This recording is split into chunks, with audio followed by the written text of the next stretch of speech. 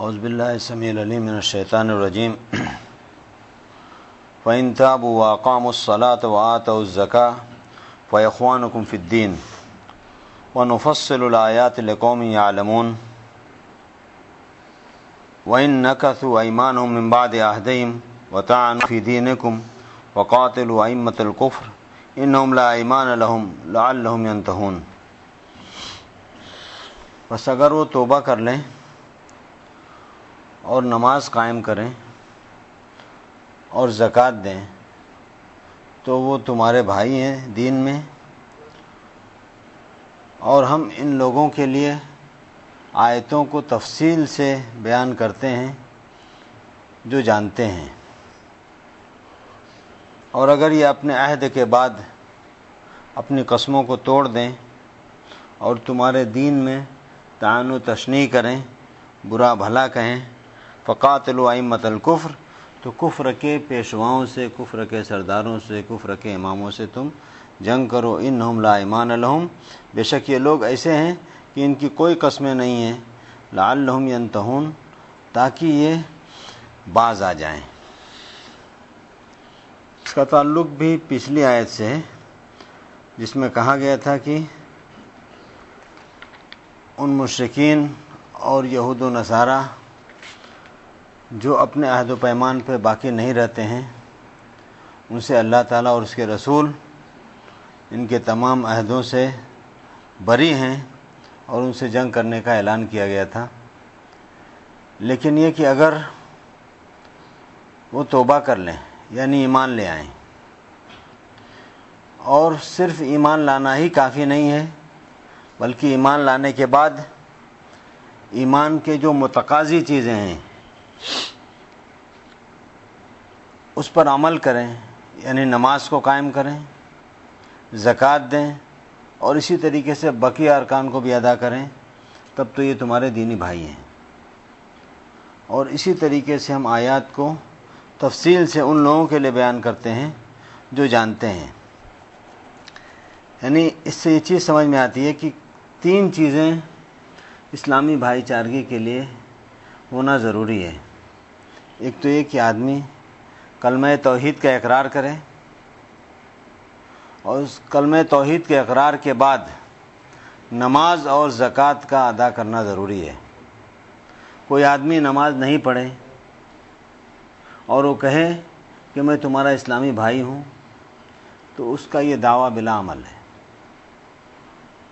اسی طریقے سے کوئی آدمی زکوٰۃ نہیں دے اور وہ اپنے مسلمان ہونے کا دعویٰ کرے تو یہ بھی غلط ہے، جیسا کہ حضرت ابوبکر رضی اللہ عنہ نے تو اعلان کیا تھا، کل آپ کو حدیث پڑھ کے سنائی گئی تھی کہ میں ان لوگوں سے جہاد کروں گا۔ کچھ صحابہ نے کہا تھا کہ آپ ان سے جہاد کریں گے جو کلمہ شہادت کا اقرار کرتے ہیں؟ تو حضرت ابوبکر رضی اللہ عنہ نے کہا تھا کہ ہاں۔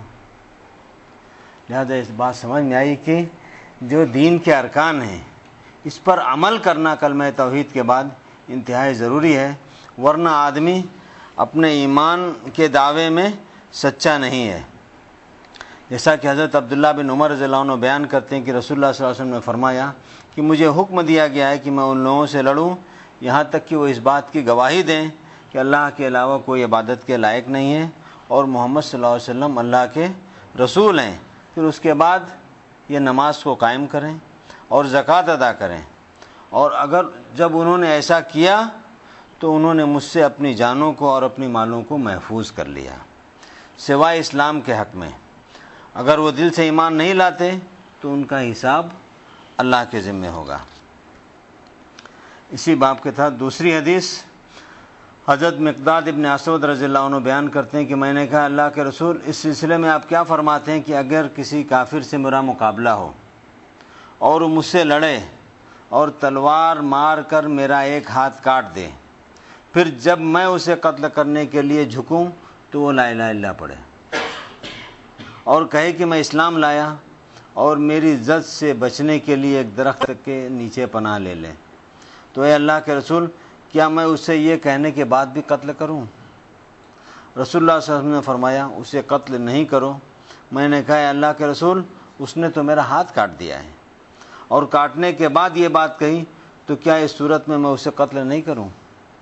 رسول اللہ صلی اللہ علیہ وسلم نے فرمایا نہیں، قتل نہیں کرنا، ورنہ وہ اس درجے پر پہنچ جائے گا جس درجے پر تم اسے قتل کرنے سے پہلے تھے، اور تم اس درجے پر پہنچ جاؤ گے جس درجے پر یہ بات کہنے سے پہلے وہ تھا، یعنی وہ مومن ہو جائے گا اور تم کافر ہو جاؤ گے۔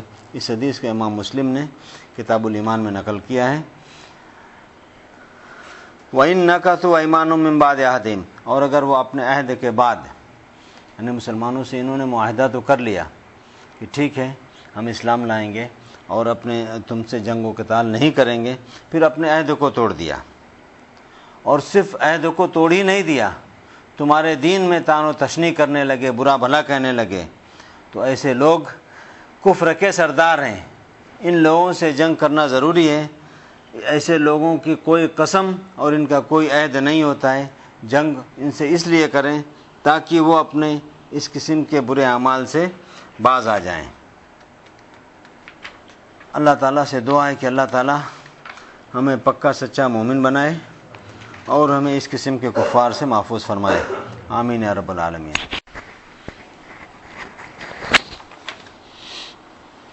اعوذ باللہ السمیع العلیم من الشیطان الرجیم۔ الا تقاتلون قوما نکثوا ایمانهم وہموا باخراج الرسول وهم بدؤوکم اول مرۃ اتخشونهم فاللہ احق ان تخشوه ان کنتم مؤمنین قاتلوهم يعذبهم الله بأيديكم ويخزهم وينصركم عليهم ويشفي صدور قوم مؤمنين ويذهب غيظ قلوبهم ويتوب الله على من يشاء والله عليم حكيم۔ کیا تم ان لوگوں سے نہیں قتال کرو گے جنہوں نے اپنی قسموں کو توڑ ڈالا اور رسول کو نکالنے کا ارادہ کر لیا، اور انہی نے پہلی بار تم سے ابتدا کیا؟ اتخشونہم، کیا تم ان سے ڈرتے ہو؟ تو اللہ تعالیٰ زیادہ حقدار ہے کہ تم اس سے ڈرو اگر تم مومن ہو، ان سے لڑو، اللہ تعالیٰ تمہارے ہاتھوں ان کو عذاب دے گا اور ان کو رسوا کرے گا۔ وَيَنْصُرُكُمْ عَلَيْهِمْ، اور ان کے خلاف تمہاری مدد کرے گا۔ وَيَشْفِي صُدُورَ قَوْمٍ مُؤْمِنِينَ، اور مومنوں کے سینوں کو شفا دے گا اور ان کے دلوں کے غصوں کو دور کرے گا، اور اللہ تعالیٰ جس کو چاہتا ہے اس کی توبہ کو قبول کرتا ہے، اور اللہ تعالیٰ سب کچھ جاننے والا اور حکمت والا ہے۔ ان آیتوں میں بھی اللہ تعالیٰ مسلمانوں کو ان لوگوں سے قتال پر، جنگ کرنے پر ابھار رہے ہیں جن کے بارے میں اللہ تعالیٰ نے کہا تھا کہ اب ان سے اللہ اور اس کے رسول کا کوئی معاہدہ باقی نہیں بچا ہے، انہوں نے کوئی کسر نہیں چھوڑا ہے مسلمانوں کو حیران اور پریشان کرنے کی، اور نہ ہی کسی معاہدے کا اور کسی عہد و پیمان کا یہ کسی قسم کا کوئی خیال کرتے ہیں۔ غزوہ بدر کے موقع پر بھی انہوں نے خود ہی پہل کیا تھا، اس کے بعد غزوہ احد کے موقع پر یہ خود ہی چڑھ کے آئے تھے، تو ہر طریقے سے انہوں نے مسلمانوں کو پریشان کیا۔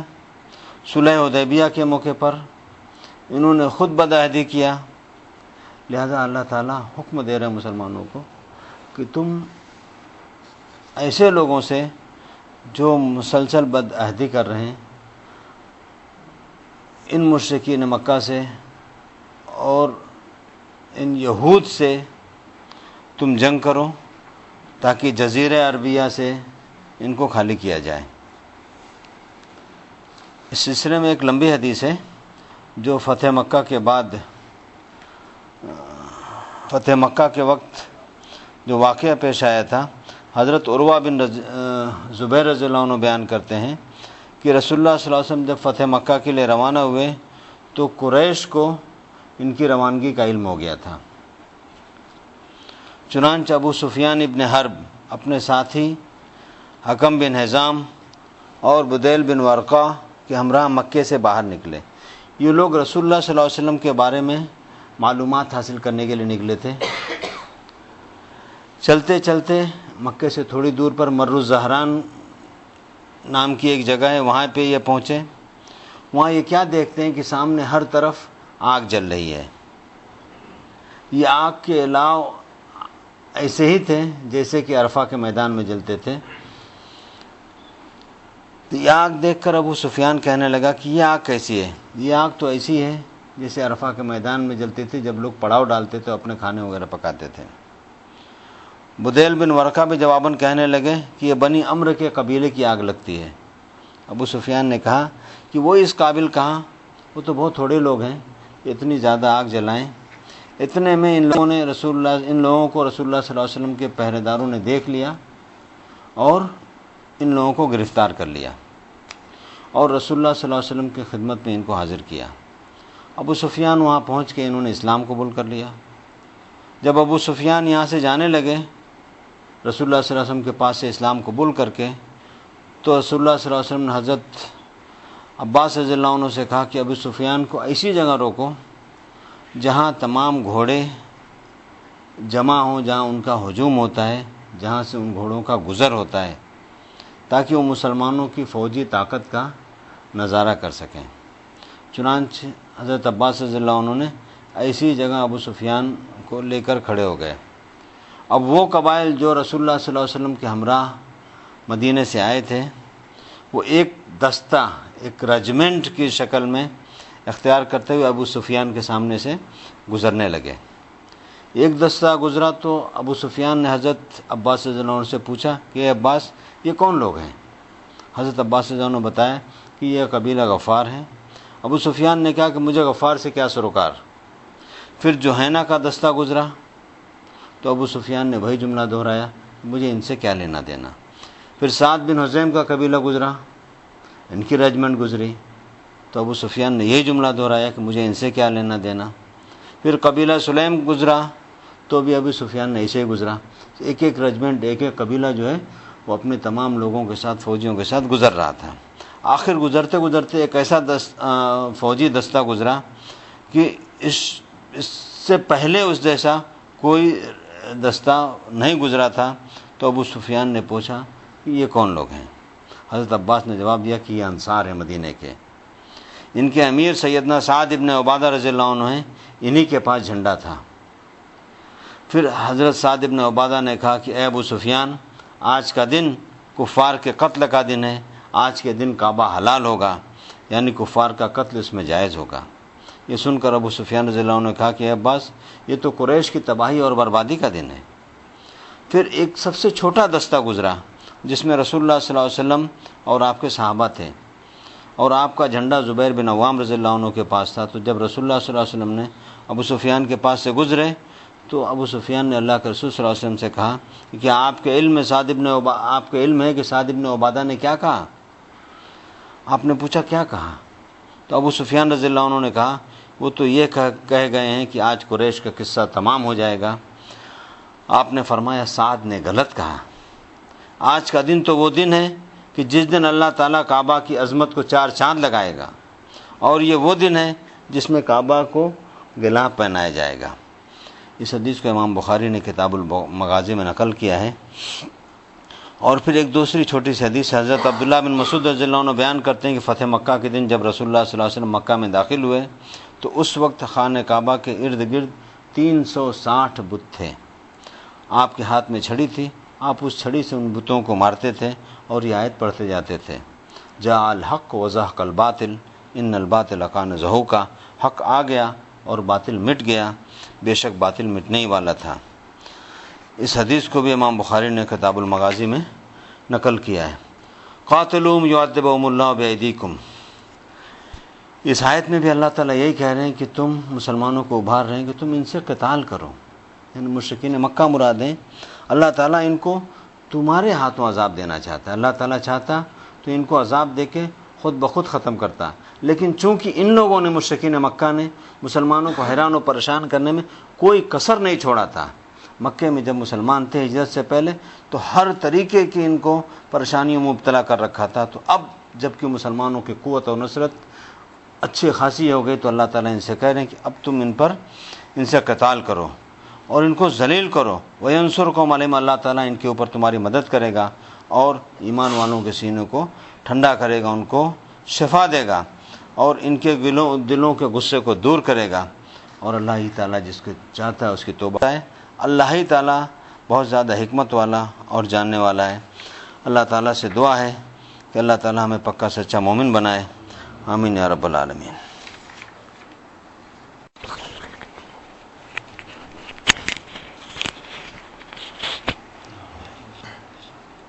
اعوذ باللہ السمیع العلیم من الشیطان الرجیم۔ ام حسبتم ان تترکوا ولما یعلم اللہ الذین جاہدوا منکم ولم يتخذوا من دون اللہ ولا رسولہ ولا المؤمنین ولیجا واللہ خبیر بما تعملون۔ کیا تم نے یہ گمان کر رکھا ہے کہ تم چھوڑ دیے جاؤ گے، حالانکہ اللہ تعالیٰ نے ابھی تک ان لوگوں کو نہیں جانا جنہوں نے تم میں سے جہاد کیا، اور نہ اللہ کے اور نہ اس کے رسول کے اور نہ ایمان والوں کے سوا کسی کو رازدار بنایا، اور اللہ اس سے پوری طرح باخبر ہے جو کچھ تم کرتے ہو۔ پچھلی آیتوں میں اللہ تعالیٰ نے جہاد کا حکم دینے کے بعد ایمان والوں کو تاکید فرما رہے ہیں کہ تمہیں آزمائش سے گزرنا پڑے گا۔ تم اگر اپنے ایمان میں پکے ہو، پختہ ہو، تو تم کو ہر طرح کی آزمائشیں آئیں گی، جیسا کہ اللہ تعالیٰ نے سورہ بقرہ میں فرمایا تھا، حسبتم ان تدخلوا الجنۃ ولما یأتکم مثل الذین خلوا من قبلکم۔ کیا تم نے یہ گمان کر رکھا ہے کہ تم جنت میں یوں ہی داخل ہو جاؤ گے اور تمہارے پاس وہ چیزیں نہیں آئیں جو تم سے پہلی قوموں کو جس سے آزمایا گیا تھا؟ مستهم البأساء والضراء وزلزلوا حتى يقول الرسول والذين آمنوا معه متى نصر اللہ۔ انہیں تنگ دستی اور تکلیف پہنچی تھی اور وہ جھنجھوڑ دیے گئے تھے، یہاں تک کہ رسول اور ان کے ساتھ جو ایمان والے تھے انہوں نے کہا کہ متى نصر اللہ، اللہ کی مدد کب آئے گی؟ الا ان نصر اللہ قریب، بے شک اللہ تعالیٰ کی مدد قریب ہے۔ سورہ آل عمران میں بھی اللہ تعالیٰ نے فرمایا تھا، ام حسبتم ان تدخلوا الجنۃ ولما یعلم اللہ الذین جاہدوا منکم ویعلم الصابرین۔ کیا تم یہ گمان کر رکھے ہو، یہ سمجھ رکھے ہو کہ تم جنت میں یوں ہی داخل ہو جاؤ گے؟ اللہ تعالیٰ نے تم میں سے جہاد والوں کو اور صبر والوں کو نہیں جانا ہے۔ لہذا اس سے معلوم پڑا کہ ایمان لانے کے بعد آزمائش شرط ہے۔ اس کے بعد اللہ تعالیٰ فرماتے ہیں وَلَمْ يَتَّخِذُوا مِن دُونِ اللَّهِ وَلَا رَسُولِهِ وَلَا الْمُؤْمِنِينَ وَلِيجًا، اور جو لوگ جہاد نہیں کریں گے اور جہاد نہیں کرنے کے بعد ایمان والوں کو چھوڑ کر غیر ایمان والے جو مشرکین ہیں، کفار ہیں، یہود و نصارہ ہیں، ان کو اپنا دوست بنائیں گے تو وہ اپنے آزمائش میں ناکام ہوں گے۔ مومن رہنے کے باوجود، ایمان لانے کے باوجود اللہ کے احکام پر وہ عمل نہیں کرتے اور غیر ایمان والوں کو اپنا دوست بناتے ہیں، وہ ایمان والوں کو چھوڑ کے۔ اس کا مطلب یہ کہ اللہ تعالیٰ نے جن آزمائشوں میں ان کو مبتلا کیا اس میں وہ ناکام ہو گئے ہیں۔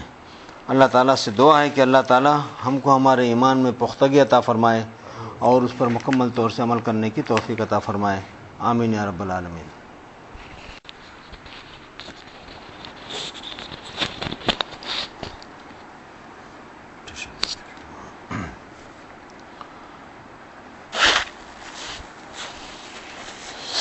اعوذ باللہ السمیع العلیم من الشیطان الرجیم۔ ما کان للمشرکین ان یعمروا مساجد اللہ شاہدین علی انفسہم بالکفر اولئک حبطت اعمالہم وفی النار ہم خالدون۔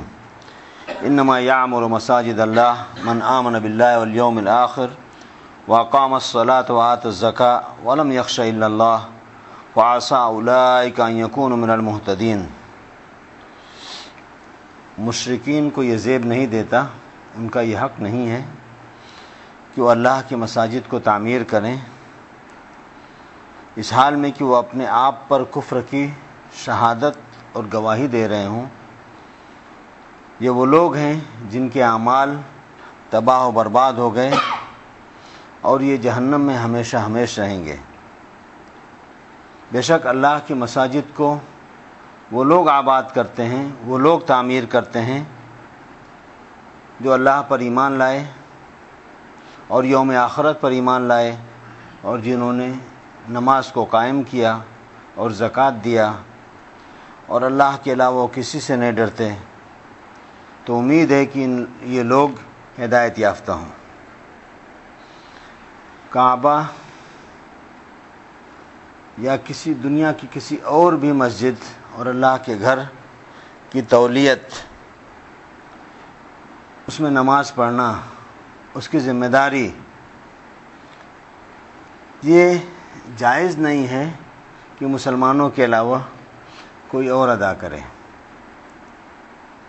مساجد یہ اللہ کا گھر ہے، اس کو آباد کرنا، اس میں ہر طرح کی ذمہ داری کو ادا کرنا، اس کی صفائی سے لے کے اس کی تعمیر تک، یہ تمام صرف اور صرف پکے مومن اور وہ مومن جو کہ نماز ادا کرنے والے ہوں اور زکوٰۃ دینے والے ہوں، یہ انہی کا حق ہے۔ پہلے چونکہ کعبہ میں مشرکین مکہ نہ یہ کہ صرف طواف کرتے تھے بلکہ ننگے طواف کرتے تھے، اور صرف مرد ہی نہیں، مرد اور عورتیں دونوں مل کے ننگے طواف کیا کرتے تھے، اور اللہ کے گھر میں جو کہ صرف اور صرف عبادت کے لیے تعمیر کیا گیا تھا، اس کے اندر انہوں نے بت رکھے تھے، اور ایک دو نہیں 360 بت رکھے تھے۔ اسی پہ انہوں نے بس نہیں کیا تھا، بلکہ ابراہیم اور اسماعیل علیہ السلام کے انہوں نے مجسمے بنا رکھے تھے اور ان لوگوں کی پوجا کرتے تھے۔ اللہ تعالیٰ نے مسجد حرام اور دنیا کے تمام مساجد میں اس آیت کو نازل کر کے یہ حکم دیا کہ یہ ان کو زیب نہیں دیتا، یہ ان کا حق نہیں ہے۔ مسجدوں کو تعمیر کرنے کا اور مسجدوں کو آباد کرنے کا حق صرف اور صرف ایمان والوں کا ہے۔ مسجد کے ٹرسٹی وہی بن سکتے ہیں۔ اس میں 4 شرطیں ہیں۔ دیکھیں اللہ تعالیٰ فرماتے ہیں من آمن باللہ والیوم الآخر، جو اللہ پر اور یوم آخرت پر ایمان لاتا ہو، 1۔ نمبر 2 واقام الصلاۃ، اور نماز کو قائم کرتا ہو، ایسے ویسے نماز نہیں پڑھتا ہو، نماز کو قائم کرنے والا ہو، وآت الزکوٰۃ، اور وہ زکوٰۃ دیتا ہو، اور 4تھی صفت کہ وہ اللہ سے ڈرنے والا ہو۔ انہی کو تولیت کا حق ہے، انہی کو ٹرسٹی شپ کا حق ہے، یہی مسجدوں کی ذمہ داری کو ادا کر سکتے ہیں۔ اس کے علاوہ وہ لوگ جو نماز نہیں پڑھتے، جو زکوٰۃ ادا نہیں کرتے، جو اللہ سے نہیں ڈرتے، جو اپنے ایمان میں کچے ہیں، ان کو یہ زیب نہیں دیتا کہ وہ مسجد کی ذمہ داری کسی طریقے سے نبھائیں۔ فَعَسَىٰ أُولَٰئِكَ أَن يَكُونُوا مِنَ الْمُهْتَدِينَ، اگر یہ ایسا کریں گے تو امید ہے کہ اللہ تعالیٰ ان کو ہدایت سے نوازے گا اور یہ ہدایت یافتہ رہیں گے۔ مساجد، اس کے تعلق سے بہت ساری حدیث بھی ہیں، جیسے وہ حدیث جس میں اللہ کے رسول صلی اللہ علیہ وسلم نے ارشاد فرمایا کہ وہ 7 قسم کے وہ لوگ ہوں گے جن کو اللہ تعالیٰ اپنے عرش کے سائے میں جگہ دے گا اس دن جس دن اس کے علاوہ اور کوئی سایہ نہیں ہوگا۔ اس میں وہ لوگ بھی ہیں جن کا دل مسجد میں لگا رہتا ہے۔ رجل قلبہ معلق بالمساجد، اور اس کے علاوہ بہت ساری احادیث ہیں۔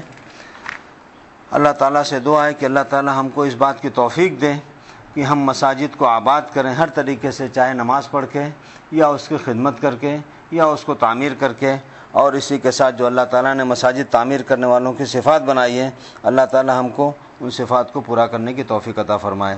آمین یا رب العالمین۔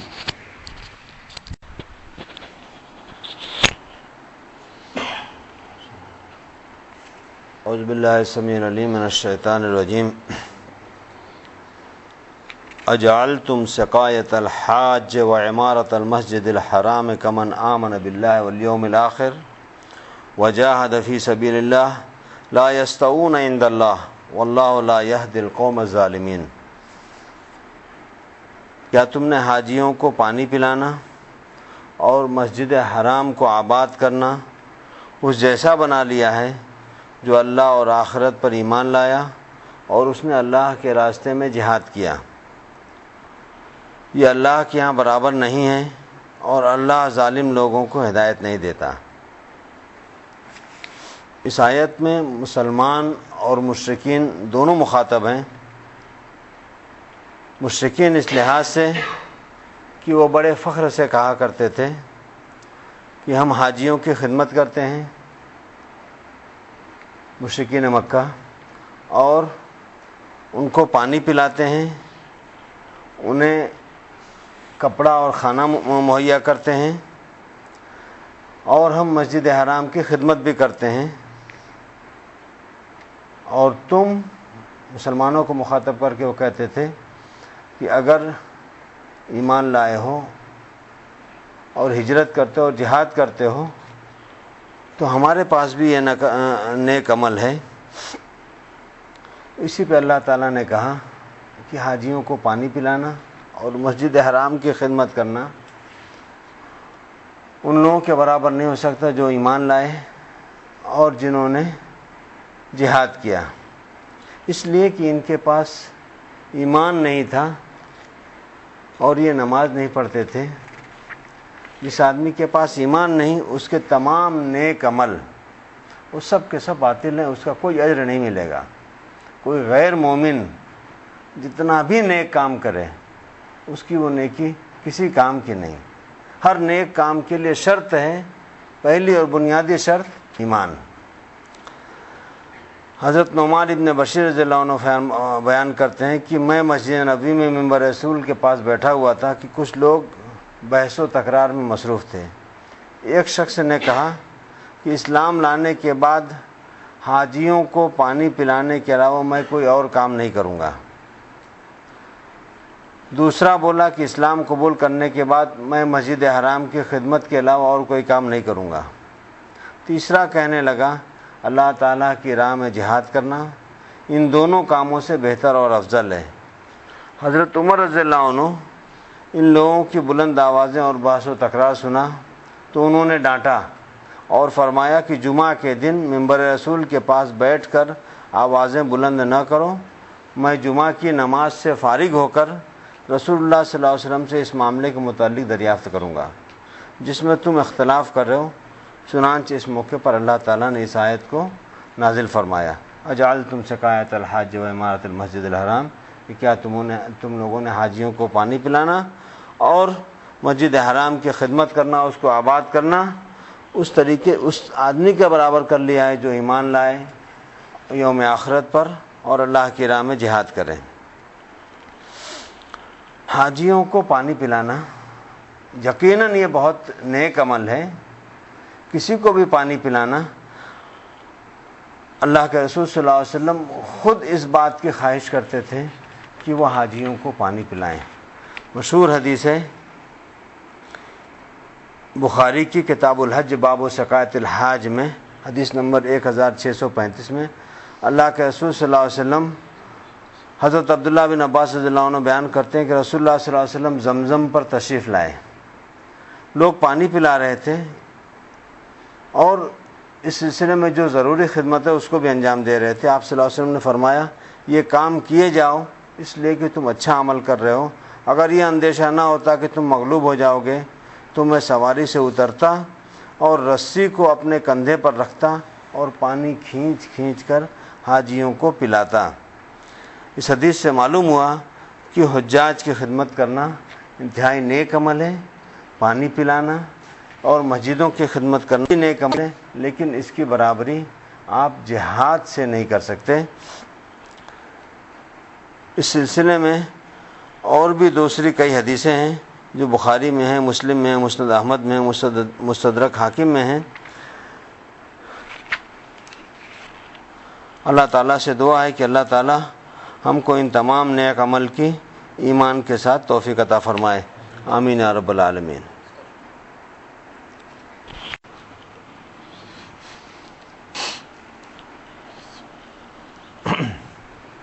اعوذ باللہ السمیع العلیم من الشیطان الرجیم الذین آمنوا وہاجروا وجاہدوا فی سبیل اللہ باموالہم وانفسہم اعظم درجۃ عند اللہ واولئک هم الفائزون یبشرہم ربہم برحمۃ منہ وجنات لہم فیہا نعیم مقیم خالدین فیہا ابدا ان اللہ عندہ اجر عظیم۔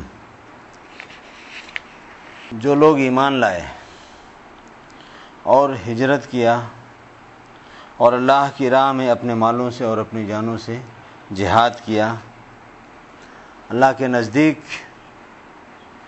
یہ بڑے درجے والے ہیں، بلند درجے والے ہیں۔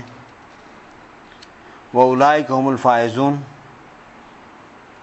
اور حقیقی معنوں میں یہی کامیاب لوگ ہیں۔ ان کا رب انہیں اپنی طرف سے رحمت کی، اپنی رضامندی اور خوشنودی کی، اور ایسے باغات کی جس میں ہمیشہ رہنے والی نعمت ہے، خوشخبری دیتا ہے، جس میں یہ ہمیشہ ہمیشہ رہیں گے۔ بے شک اللہ تعالیٰ کے پاس بہت بڑا اجر ہے۔ پچھلی آیت میں اللہ تعالیٰ نے بیان کیا تھا کہ مسجد حرام میں حجاج کی خدمت کرنا، ان کو پانی پلانا،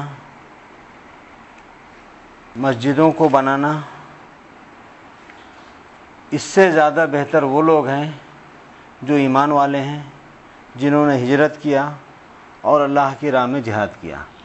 یہاں پر اللہ تعالیٰ انہی لوگوں کے بارے میں مزید تاکید فرما رہے ہیں، مزید وضاحت فرما رہے ہیں کہ یہ لوگ جو ایمان لائے اور وہ توحید والے ہیں، پکے مومن ہیں، اور ایمان لانے کے بعد انہوں نے اللہ کی راہ میں صرف اللہ تعالیٰ کے لیے ہجرت کیا اور ان کی کوئی دوسری نیت نہیں تھی۔ ہجرت کا بہت بڑا اجر ہے۔ ہجرت سے پہلے آدمی نے جو کچھ بھی گناہ کیا ہے، اگر وہ ہجرت کر لیتا ہے تو اللہ تعالیٰ اس کی گناہوں کو معاف کر دیتے ہیں۔ مشہور حدیث ہے، آپ سب نے سنا ہوگا کہ حضرت عمرو بن العاص رضی اللہ عنہ جب ایمان لانے کے لیے نبی صلی اللہ علیہ وسلم کے پاس آئے اور انہوں نے اپنا ہاتھ نبی صلی اللہ علیہ وسلم کے سامنے پھیلایا کہ آپ اپنا ہاتھ لائیے، میں آپ کے ہاتھ پر بیعت کروں گا، تو پھر حضرت جب نبی صلی اللہ علیہ وسلم نے اپنے ہاتھ کو پھیلایا تو حضرت عمرو بن العاص نے اپنے ہاتھ کو کھینچ لیا۔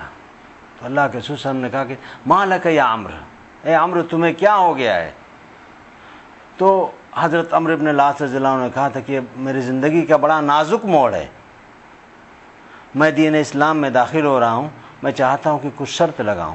تو اللہ کے رسول صلی اللہ علیہ وسلم نے فرمایا تھا وَمَاذَا تَشْتَرِطُ یا عمرو، اے عمرو تم کیا شرط لگانا چاہتے ہو؟ تو کہتے ہیں کہ میں چاہتا ہوں کہ میری پچھلی گناہیں معاف ہو جائیں۔ اس وقت اللہ کے رسول صلی اللہ علیہ وسلم نے فرمایا تھا کہ اے عمرو تم جانتے نہیں کہ جو شخص کفر سے اسلام میں داخل ہوتا ہے اللہ تعالیٰ اس کے سابقہ گناہوں کو بخش دیتا ہے، اور جو آدمی حج کرتا ہے تو اللہ تعالیٰ اس کے گناہوں کو معاف کر دیتا ہے۔ اسی طریقے سے جو آدمی ہجرت کرتا ہے دین کے لیے، اپنے شہر کو، اپنے گاؤں کو، اپنے محلے کو چھوڑ کے کسی ایسی جگہ آباد ہوتا ہے جہاں وہ مکمل طریقے سے دین پر عمل کر سکے، تو اللہ تعالیٰ اس کے سابقہ گناہوں کو معاف کر دیتے ہیں۔ تو ایک تو یہ کہ جو آدمی پکا سچا توحید والا ایمان والا رہے، اس کے بعد وہ صرف اللہ تعالیٰ کے لیے ہجرت کیے، اس کے بعد وجاہدوا فی سبیل اللہ باموالہم وانفسہم، اور اس نے اللہ کی راہ میں اپنے مالوں کے ذریعے اور اپنی جانوں کے ذریعے جہاد کیا۔ جہاد کی بہت ساری قسمیں ہیں، آدمی اپنے مال کے ذریعے جہاد کرے، آدمی اپنے علم کے ذریعے جو ہے نا لوگوں کو سمجھائے، یہ سب جہاد کی قسمیں ہیں۔ لیکن جہاد کی سب سے بہترین قسم یہ ہے کہ آدمی خود بخود اگر ایسے حالات ہوں جہاں پر اس کو قانون اور تمام چیزیں اس کی اجازت دیتا ہو، جہاں اسلام اور اس کی عزت اور اس کا دین سب خطرے میں پڑ جائیں، اور اس کا امیر اس کو حکم دے یہاں اب تمہیں نکلنا ہے اللہ کی راہ میں، اور وہ پھر اس وقت اللہ کی راہ میں اپنے جان اور اپنے مال کے ساتھ نکل جائے، تو یہ سب سے بہترین جہاد ہے جس کے ہاں یہ تینوں چیزیں پائی جائیں گی، ایمان، ہجرت اور اللہ کی راہ میں جہاد۔ تو یہ سب سے پہلے نمبر کے مومن لوگ ہیں، اور یہی حقیقی معنوں میں کامیاب لوگ ہیں۔ ان کے بارے میں اللہ تعالیٰ جہاد کے بارے میں تو بہت ساری حدیثیں ہیں۔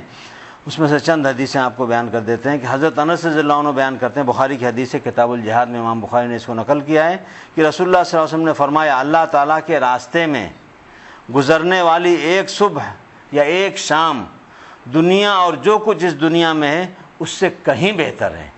ایک صبح اور ایک شام آپ اللہ کی راہ میں نکلے تو جو کچھ اس دنیا میں ہے اس سے کہیں بہتر ہے۔ ذرا تصور کیجئے۔ اس کے علاوہ بہت ساری حدیثیں جو بخاری اور مسلم میں جہاد کی فضیلت میں بیان کی گئی ہیں، ان لوگوں کے بارے میں جو ایمان لائے، ہجرت کیا اور اللہ کی راہ میں جہاد کیا، ان کو اللہ تعالیٰ اس کے بعد اپنی طرف سے خوشخبری دیتا ہے رحمت کی، اور اس بات کی خوشخبری دیتا ہے کہ اللہ تعالیٰ ان سے راضی ہے، رضی اللہ عنہم، اللہ ان سے خوش ہوا، راضی ہوا، اور ان کو پھر جنت میں جب یہ جائیں گے تو ان کو جنت ملے گی۔ کون سی جنت؟ مجاہدین کی جنت جو ہے یہ ان کے 100 درجے ہیں، اور ہر درجے کے درمیان جو ڈسٹینس ہے وہ زمین اور آسمان کا جو ڈسٹینس ہے، بخاری کی حدیث ہے، اتنا زیادہ فاصلہ ہے۔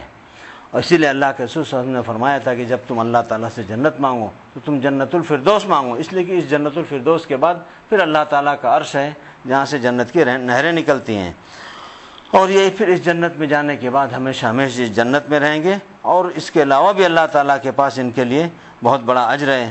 ہم اللہ تعالیٰ سے دعا کرتے ہیں کہ اللہ تعالیٰ ہمیں شہادت کی موت عطا فرمائے اور ہمیں پکا سچا مومن بنائے، آمین یا رب العالمین۔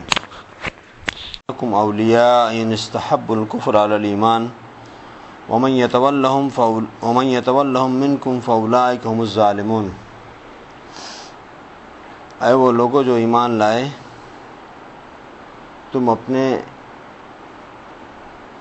باپ کو اور اپنے بھائیوں کو دوست نہ بناؤ اگر وہ ایمان کے مقابلے میں کفر سے محبت کریں، اور تم میں سے جو ان کو دوست بنائے گا تو وہی ظالم لوگ ہیں۔ اس آیت میں اللہ تعالیٰ نے حکم دیا ہے کہ کفار سے مکمل طور سے علیحدگی اختیار کیا جائے، خواہ وہ تمہارے باپ ہوں یا بیٹے ہوں یا بھائی ہوں یا کوئی بھی ہو۔ اس کا مطلب یہ نہیں کہ ان سے مکمل طور سے قطع تعلق کر لیا جائے، ان کو ولی نہ بنایا جائے، دوست نہ بنایا جائے۔ اس چیز میں بہت فرق ہے کہ کسی کو دوست بنانا اور کسی سے معاملات رکھنا، اچھی طریقے سے اس سے حسن سلوک کرنا۔ اسلام نے ہر ایک کے ساتھ حسن سلوک کرنے کا حکم دیا ہے، لیکن دوستی صرف اور صرف ایمان والوں سے ہونا چاہیے۔ اسی حکم کو اللہ تعالیٰ نے سورہ مجادلہ میں اور سورہ ممتحنہ میں بیان کیا ہے۔ ایمان والوں کی ایک نشانی یہ بھی بتایا ہے کہ لا تجد قوما یؤمنون باللہ والیوم الآخر یوادون من حاد اللہ ورسولہ ولو كانوا آباءهم وابناءهم او اخوانهم او عشیرتهم فاولئک کتب فی قلوبهم الایمان۔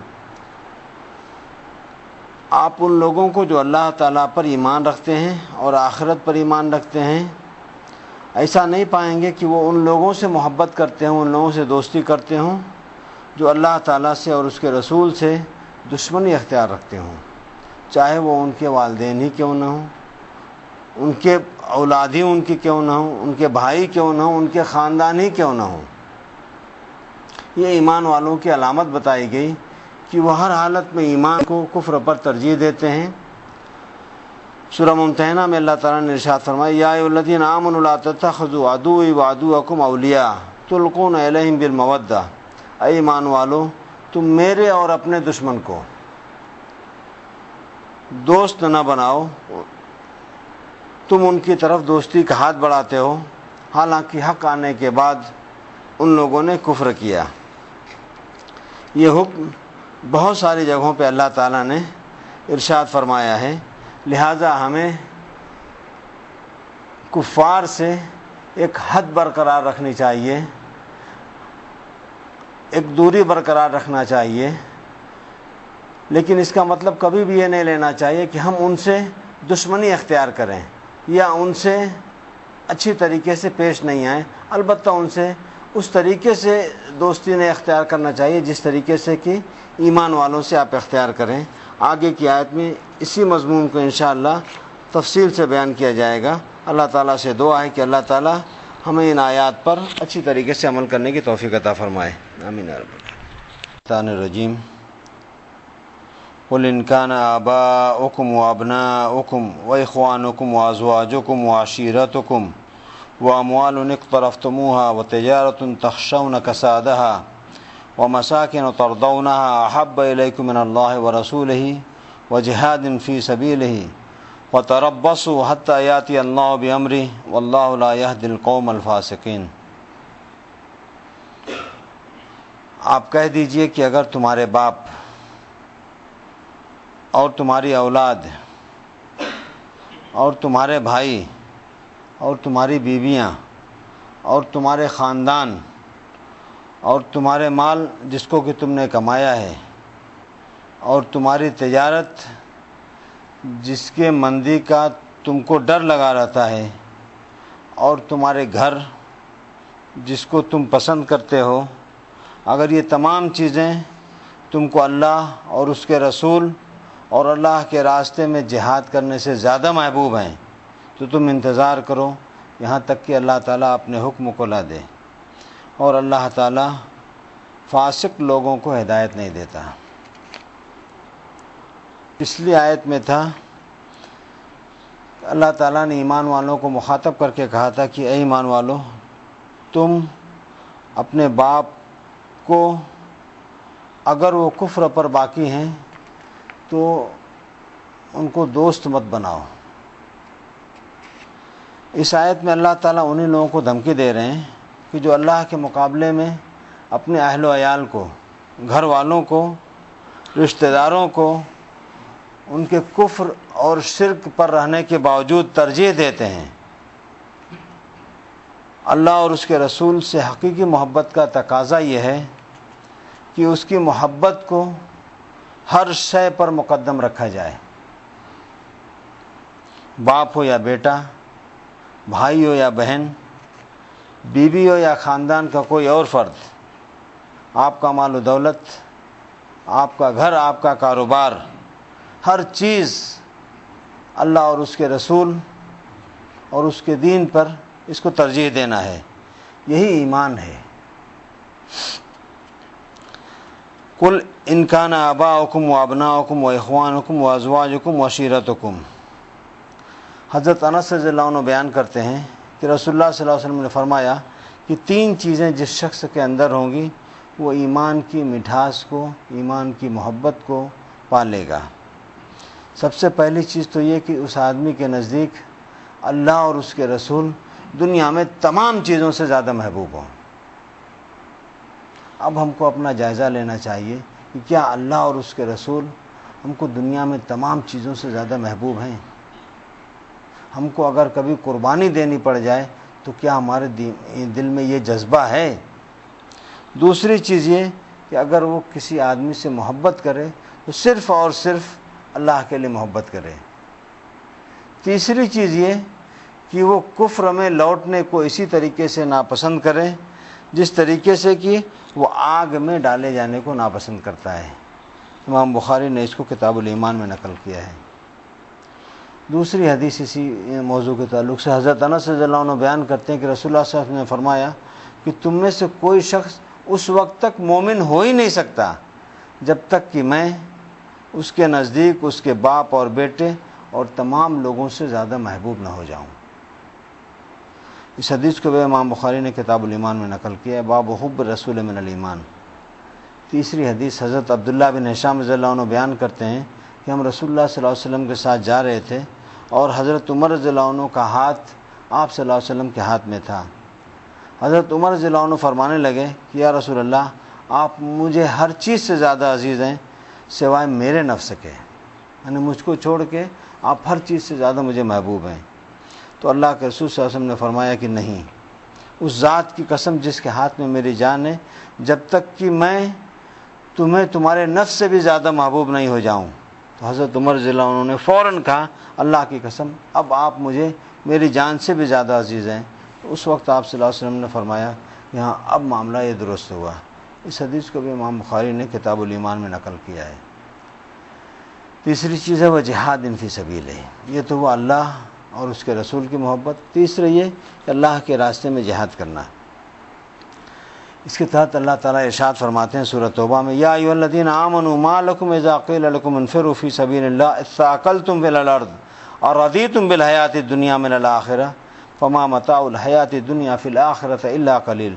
اے ایمان والو، تم کو کیا ہو گیا ہے کہ جب تم سے کہا جاتا ہے کہ تم اللہ کے راستے میں نکل پڑو تو اثاقلتم الی الارض، تو تم زمین کی طرف انتہائی بوجھل ہو جاتے ہو، تمہیں سستی آ جاتی ہے۔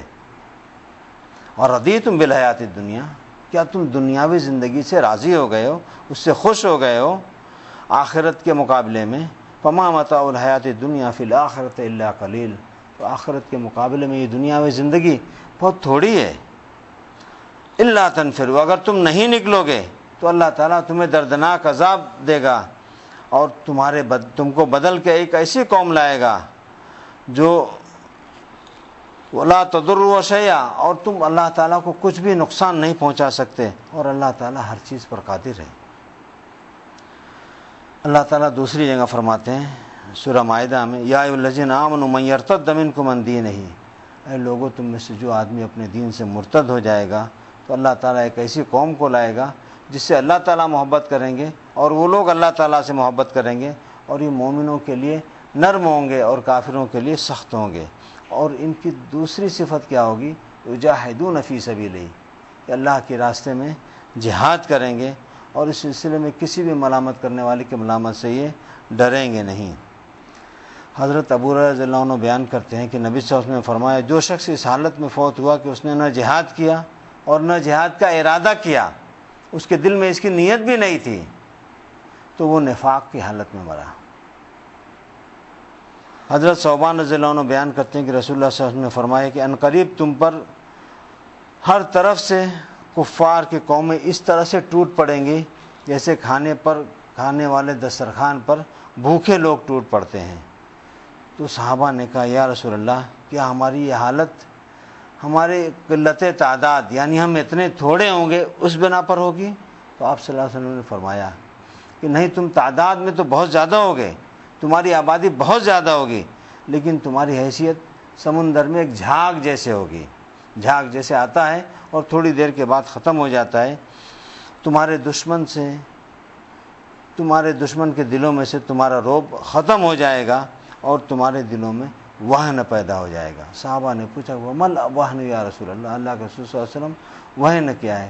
تو آپ صلی اللہ علیہ وسلم نے کہا کہ تم دنیا سے محبت کرنے لگو گے اور موت سے تم ڈرنے لگو گے۔ آج ہم کو اپنا جائزہ لینا چاہیے کہ یہ تمام چیزیں جس قرآن آیات میں اور حدیث میں بیان کی گئی، سب کے سب عین ہی ہمارے اندر موجود ہے۔ اللہ تعالیٰ سے دعا ہے کہ اللہ تعالیٰ ہمیں پکا اور سچا ایمان والا بنائے، آمین یا رب العالمین۔ لقد نصرکم اللہ فی مواطن کثیرہ ویوم حنین اذا اعجبتکم کثرتکم فلم تغن عنکم شیئا وضاقت علیکم الارض بما رحبت ثم ولیتم مدبرین ثم انزل اللہ سکینتہ علی رسولہ وعلی المؤمنین وانزل جنودا لم تروها وعذب الذین کفروا وذلک جزاء الکافرین ثم یتوب اللہ من بعد ذلک علی من یشاء واللہ غفور رحیم۔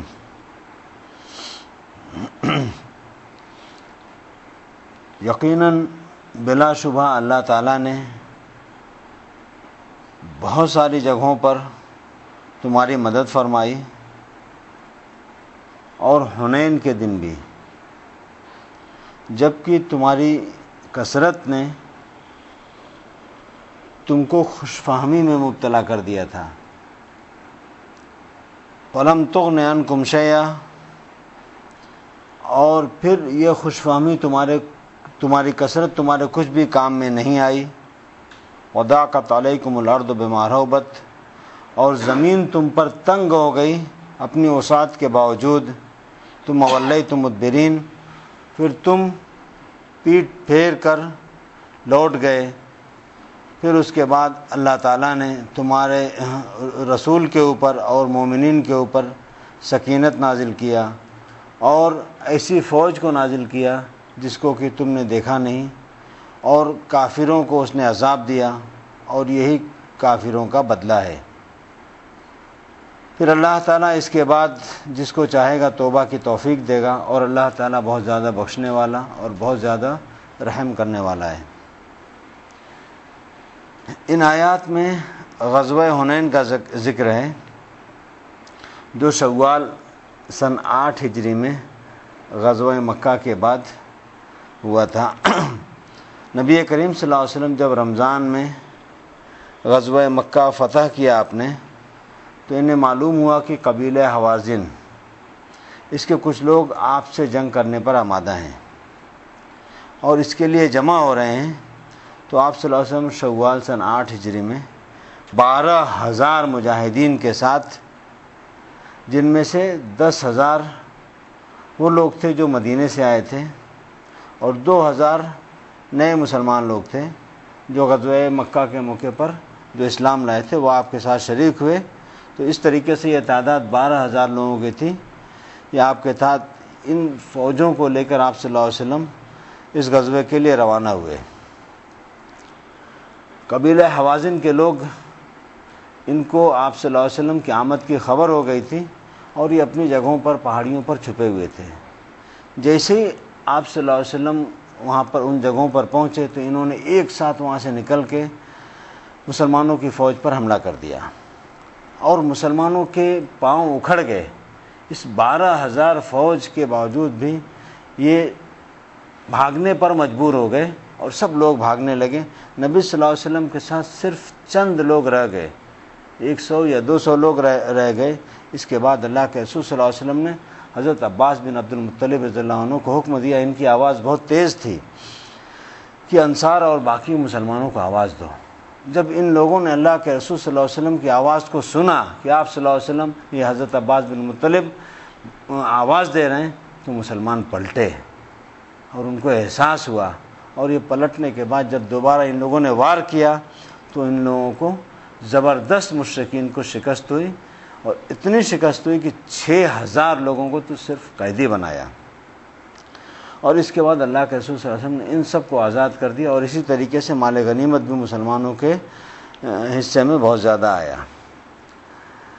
اللہ تعالیٰ کا ارشاد ہے کہ لقد نصرکم اللہ فی مواطن کثیرہ، یقیناً اللہ تعالیٰ نے تمہاری بہت ساری جگہوں پر مدد کیا۔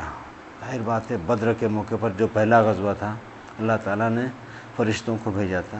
غزوہ احزاب کے موقع پر، غزوہ احد کے موقع پر، بہت سارے غزوات ہیں جس میں اللہ تعالیٰ نے اپنے فرشتوں کو بھیج کر مسلمانوں کی خصوصی مدد فرمائی تھی۔ اسی طریقے سے اس غزوے میں بھی، غزوہ حنین میں بھی اللہ تعالیٰ نے مسلمانوں کی خصوصی مدد فرمائی تھی، ورنہ جو حالت مسلمانوں کی تھی، یہ تو ان کو شکست ہو ہی چکی تھی۔ حضرت جابر بن عبداللہ رضی اللہ عنہ سے روایت ہے کہ رسول اللہ صلی اللہ علیہ وسلم جب مکہ کی فتح سے فارغ ہوئے اور حنین کی طرف بڑھے، تو مالک بن عوف، انہوں نے مختلف قبائل کو اکٹھا کیا، اور ان کے مال، مویشی، عورتوں اور بچوں کو ہمراہ لیا، اور لڑائی کے لیے اللہ کے رسول صلی اللہ علیہ وسلم کی طرف چل کھڑا ہوا۔ جب رسول اللہ صلی اللہ علیہ وسلم کو اس کی اطلاع ہوئی، تو آپ نے عبد الرحمن بن حضرت رضی اللہ عنہ کو یہ حکم دے کر روانہ کیا کہ ان کی طرف جاؤ اور ان کی قوم میں داخل ہو جاؤ، اور دیکھو کہ وہ کیا کر رہے ہیں، اور سب حالات کا جائزہ لے کر آ کے ہمیں بتاؤ۔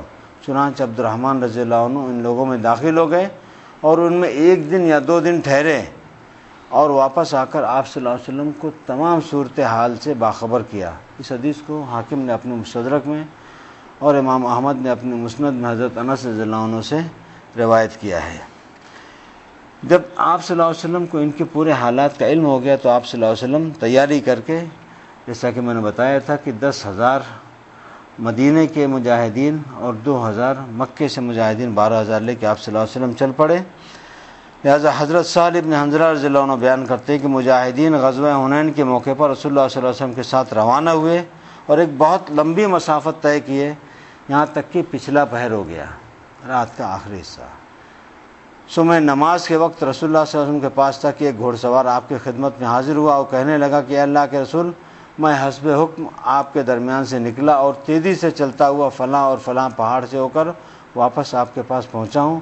میں حوازن کے کچھ لوگوں کو دیکھ آیا ہوں، وہ اپنی عورتوں، چوپایوں، بکریوں اور اموال سمیت وہاں خیمہ زن ہیں۔ سب حنین میں جمع ہیں۔ یہ سن کر رسول اللہ صلی اللہ علیہ وسلم مسکرائے اور فرمایا اللہ نے چاہا تو یہ سارا مال کل مسلمانوں کے لیے غنیمت کا مال ہوگا۔ اس حدیث کو امام ابو داؤد نے کتاب الجہاد باب فی فضل الحرث فی سبیل اللہ میں نقل کیا ہے۔ پھر ایک لمبی حدیث ہے جس میں حضرت جابر بن عبداللہ رضی اللہ عنہ روایت کرتے ہیں کہ تہامہ کی وادیوں میں، حنین کی وادی میں ہم جا رہے تھے۔ وادی بڑی وسیع اور چوڑی تھی، اس میں اوپر نیچے ٹیلے اور چھوٹی چھوٹی ڈھلان پہاڑیاں تھیں۔ ہم اوپر چڑھتے اور نیچے اترتے، آگے کی جانب بڑھتے اور لڑھکتے ہوئے جا رہے تھے۔ ابھی صبح کا اندھیرا تھوڑا سا باقی تھا، دشمن ہمارے ارد گرد کی گھاٹیوں میں، پہاڑیوں میں چھپ کر بیٹھا ہوا تھا۔ وہ لوگ اسی وادی کی ہر سمت میں موجود اور ہر تنگ جگہ پر مورچہ زن تھے۔ وہ چاروں طرف جمع ہو چکے تھے اور حملے کے لیے پر تول رہے تھے۔ ہم جب ارد گرد سے بے خبر اپنے دھیان میں چلے جا رہے تھے کہ دشمن کے دستوں نے بڑی شدت سے ایک بارگی ایسا زور حملہ کر دیا جس سے ایک ہی آدمی نے حملہ کیا ہو۔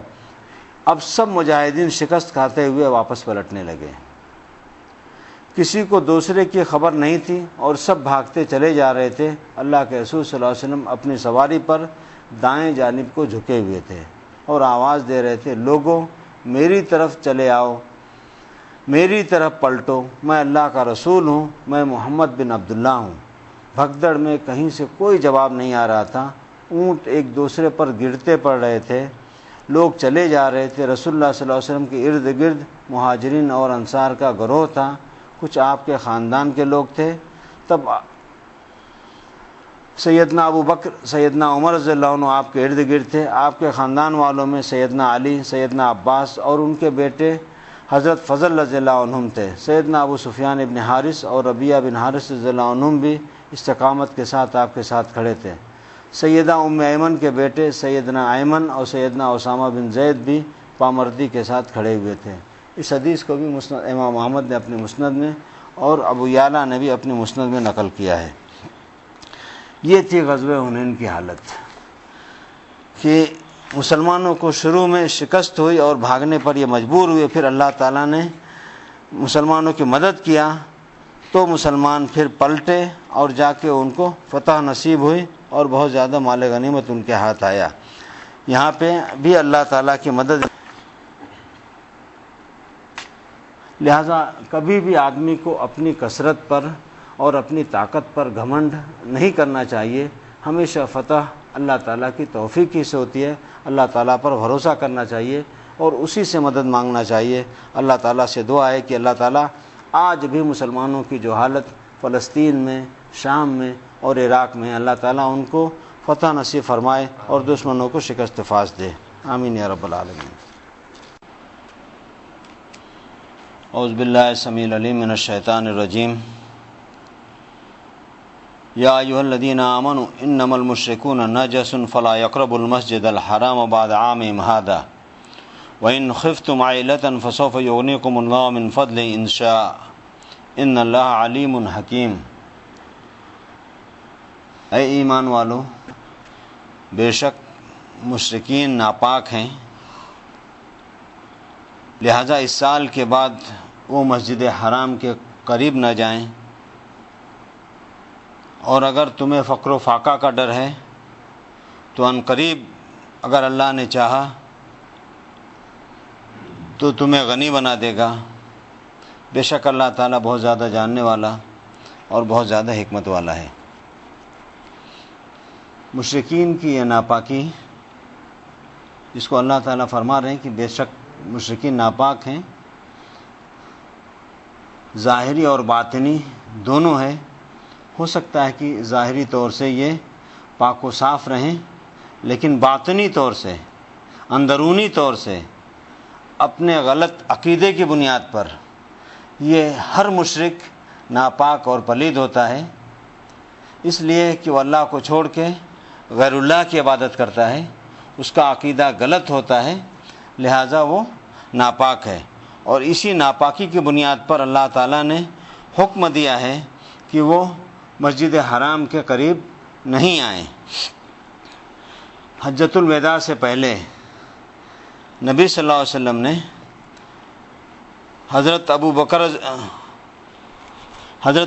رضی اللہ عنہ نے حج کے دوران جو لوگ بھیجے گئے تھے اس میں حضرت ابو ہریرہ رضی اللہ عنہ بھی تھے، اور ان لوگوں نے جا کے مکے میں اعلان کر دیا تھا کہ اس سال کے بعد مشرکین طواف کرنے نہ آئیں، لہٰذا اگلے سال جب نبی صلی اللہ علیہ وسلم حج کے لیے حجۃ الوداع کے موقع پر تو کوئی مشرک حج کے لیے نہیں آیا، اور اس طریقے سے جزیرۃ العرب سے مشرکین کو پاک کر دیا گیا، اور یہ حکم انشاءاللہ قیامت تک کے لیے باقی حرام میں اور حدود حرم میں یہ مشرکین داخل نہیں ہو پائیں گے۔